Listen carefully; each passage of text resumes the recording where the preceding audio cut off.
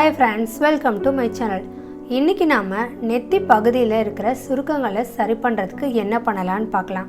பொதுவாகவே வயசானாதான் நெற்றியிலலாம் சுருக்கங்கள் இருக்கும். ஆனால் இன்றைக்கி நிறைய பேருக்கு சின்ன வயசுலேயே நெற்றியிலலாம் சுருக்கங்கள் அதிகமாகவே இருக்குது.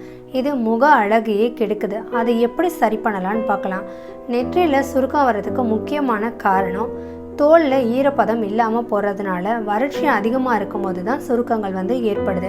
அதை சரி பண்ணுறதுக்கு நம்ம எடுத்து வச்சுருக்கிறது வாழைப்பழம். நல்லா கனிஞ்ச வாழைப்பழமாக நம்ம எடுத்துக்கணும். 2 ஸ்பூன் அளவுக்கு தயிர் எடுத்துக்கணும். 1 ஸ்பூன் அளவுக்கு நம்ம தேன் எடுத்துக்கணும். இந்த தேன், வாழைப்பழம், தயிர் இது மூணுமே முகத்தில் ஈரப்பதத்தை தக்க வைக்கிற தன்மை அதிகமாகவே இருக்குது. வறட்சியை போக்கி நல்லா பளபளப்பாக வச்சுக்கிறதுக்கு நம்மளுக்கு உதவியாக இருக்குது. இந்த வாழைப்பழத்தை நல்லா நம்ம மசிச்சு எடுத்துக்கணும்.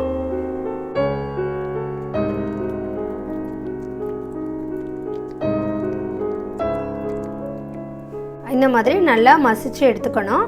இது கூடவே நம்ம எடுத்து வச்சிருக்கிற 2 ஸ்பூன் அளவுக்கு தயிரை சேர்த்துக்கலாம். 1 ஸ்பூன் அளவுக்கு தேன் சேர்த்துக்கலாம்.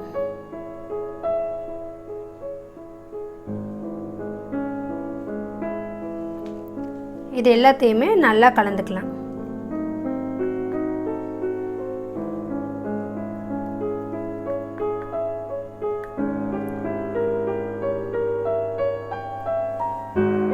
இந்த மாதிரி நல்லா கலந்துக்கோங்க. இதை எப்படி பயன்படுத்தணும்னா, வாரத்தில் ஒரு நாள் மட்டும் பயன்படுத்தினாலே போதும். நெத்தியில் மட்டும்தான் சுருக்கம் அப்படின்னு சொல்லிட்டு நெத்தி பகுதி மட்டும் இல்லாமல் முகம் ஃபுல்லுமே நம்ம அப்ளை பண்ணலாம். முக சுருக்கங்கள் இருந்தால் கூட அதுவும் நம்மளுக்கு சரியாக போயிடும். இது அப்ளை பண்ணுறதுனால முகத்தில் ஈரப்பதம் எப்போதுமே இருந்துக்கிட்டே இருக்கும். நம்மளுக்கு ஈரப்பதம் இல்லாதனால தான் முகத்தில் வறட்சி ஏற்பட்டு சுருக்கங்கள்லாம் ஏற்படுது. நெத்தியில் சுருக்கம் இருக்கும் போது இதை வாரத்தில் ஒரு தடவை பயன்படுத்தினாலே சீக்கிரமாகவே சரியாக போயிடும். இது மட்டும் இல்லாமல் நம்ம தண்ணி நிறையா குடிக்கணும். தேவையான அளவுக்கு தண்ணி குடிக்காத போது தான் நம்மளுக்கு வறட்சி ஏற்பட்டு தோலில் சுருக்கங்கள்லாம் சீக்கிரமாகவே சின்ன வயசுலேயே ஏற்பட்டு வயசான தோற்றம் ஏற்படுது.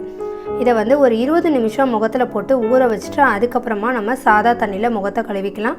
உடனே நம்ம சோப்பு உபயோகப்படுத்த வேணாம். இதை நீங்களும் செஞ்சு ட்ரை பண்ணி பாருங்கள். இந்த வீடியோ உங்களுக்கு பிடிச்சிருந்ததுன்னா லைக் பண்ணுங்கள், ஷேர் பண்ணுங்கள், கமெண்ட்ஸ் பண்ணுங்கள். மேலும் இது போன்ற வீடியோக்களை தெரிஞ்சுக்கிறதுக்கு நம்மளோட சேனலை சப்ஸ்கிரைப் பண்ணுங்கள். நன்றி.